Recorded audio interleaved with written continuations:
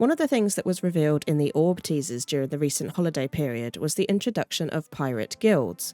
Now, if you remember way back in January 2022, Sea of Thieves released a roadmap, and on that roadmap, which is now slightly delayed due to the delay of Season 7, Season 9 was slated to have new social options for crews.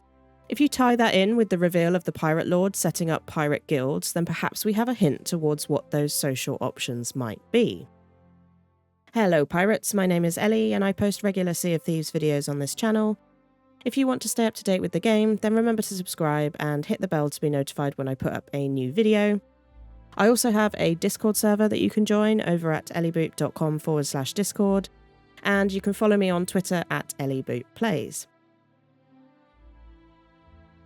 For a long time, players have been wanting the addition of some kind of clan or guild system, and I believe that these new social options could very well include a community clan system of some kind.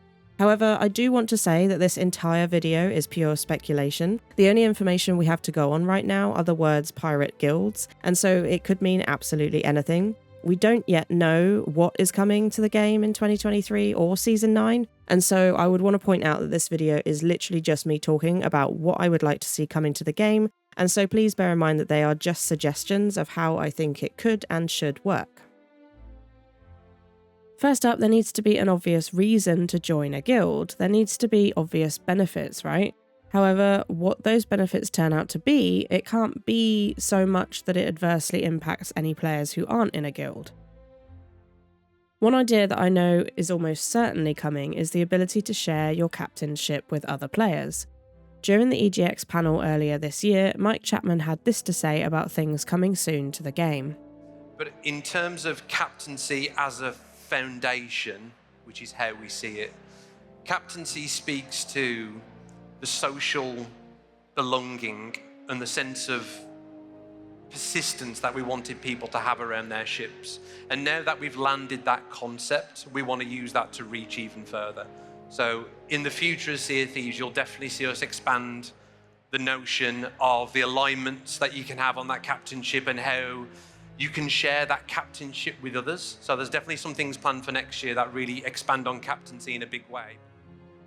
This is a benefit that would fit really well with guilds. It is genuinely irritating if you're all stocked up and mid-voyage and your captain has to leave or gets lazy-bearded for whatever reason, and you suddenly lose all your captain perks like selling at sovereigns and buying captain supplies. Now, don't get me wrong, it's not exactly a massive hassle to have to set up a new ship and stock up again, but if you didn't have to do that because you were both part of the same guild, then that would definitely be a nice little perk. Similar to how the ledger system works in-game now, I think it's really important that the guild system has a leaderboard of some kind.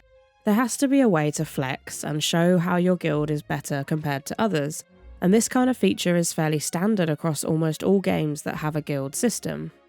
It would be cool if there were rewards that were separate from the current ledger system and that you could all contribute together to a bigger goal with these leaderboards.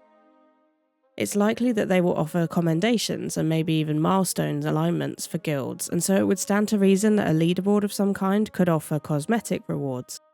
Rare have shown that they're not afraid to lock cosmetics behind certain aspects of their game. They've done this with Season 8 and the curses being locked behind participation in PvP. It's a part of their game, and so it wouldn't surprise me if they had a great set of rewards available to those players who form a community on the seas and work hard as a guild to contribute towards goals together.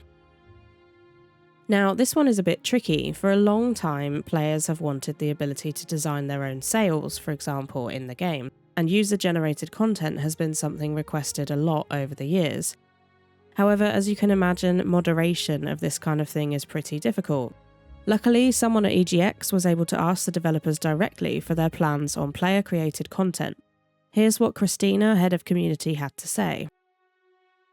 I can cover a little bit. I think this would be amazing. And we are looking at ways that we are able to get kind of more player content into the game. But I think, and this is a really boring answer, you have to think about like the moderation ask and the risks of doing something like that. Because if someone said like, you can draw any shape and send it up into the sky as a firework. What shape would they draw? You can pretty much guess what the number one thing that's going to be drawn will be. Thank you for the demonstration, I appreciate that. So I think it's a wonderful idea. I think there would have to be a level of curation, and obviously with that it comes with a big kind of investment of resource ask. But I don't think we would ever say no. I think we just have to be really careful about how we did it. So it looks like this is definitely something they are working on, but it would have to work in a way that wasn't quite as free reign as drawing your own designs, because we all know what would be drawn. I think a system where you can select certain curated symbols, colours and elements to create your own design is likely how they'd approach this to begin with. To be honest, they already have this kind of thing in-game. If you take a look at the captain logbooks and ship crests and flags, you can see that they're made up of pretty generic pirate symbols and images from within the game. I wonder if perhaps a baby step towards more player-generated content in the game could be allowing players to create their own guild flags for use by guild members using this kind of templated or curated system.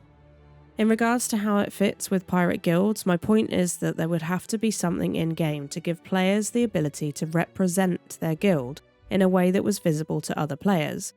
I would imagine a guild would be displayed on a ship's banners, but being able to fly the flag of your guild would be pretty awesome. New Golden Sands, or Port Merrick as it's likely to be called on completion, has recently seen its biggest update yet, but there is still quite a bit left to do from what we can see of what's still under construction. I would imagine that they're planning some more permanent structures for the main factions of Gold Hoarders, Order of Souls and the Merchant Alliance. It's going to be very interesting to see how this works with this new port town style of design. But even with these new buildings, there's still scope for a lot more to be done at Port Merrick. And one thing that would make guilds really, really cool would be if we had our own guild houses.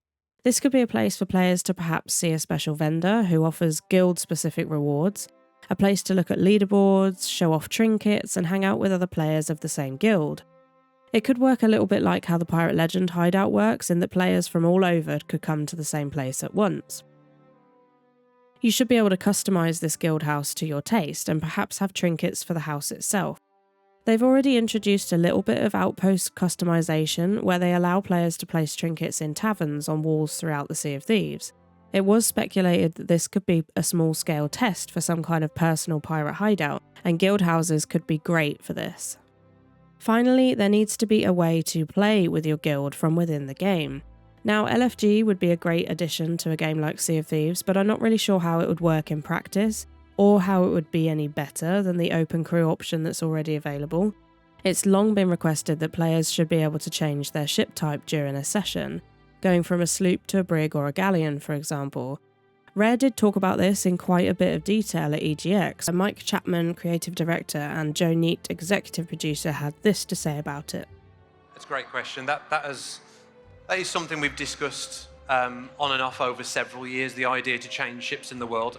In terms of how Xbox Live sessions are managed, there's a lot of complexity around that. So it's not impossible. We don't have plans to do it at the moment, but it is something longer. If we look to the future as a theoretical possibility, would we like to support that? I think we would, but can't really say for sure whether that will happen. But I agree with the reason why, right? Yeah, it's surprisingly complex to do, basically. Yeah. Like, yeah, we've investigated and looked at it. It's like it's possible, but it's a big investment. Like, sadly, not as simple as it sounds. Like.